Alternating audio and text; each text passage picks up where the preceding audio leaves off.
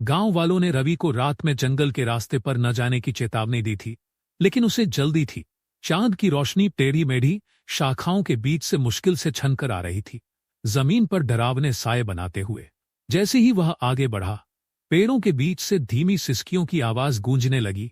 आगे एक औरत खड़ी थी, लाल साड़ी में लिपटी। उसके लंबे उलझे हुए बाल उसके चेहरे को ढके हुए थे। मदद करो, उसने फुसफुसाकर कहा।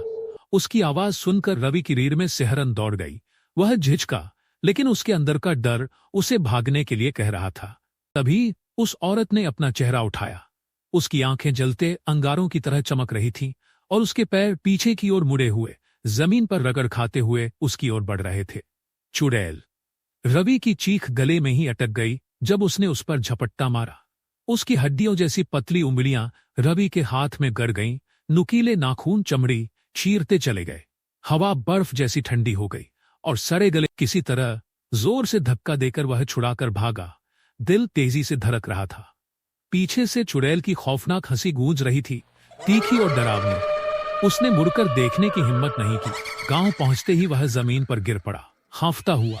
लेकिन जैसे ही उसने लालटेन की रोशनी में अपनी परछाई देखी, उसके बगल में एक और परछाई थी, लंबी, पतली और मुस्कुराती हुई। चुड़ैल उसके साथ आई थी। चैनल को सब्सक्राइब, लाइक करना ना भूले।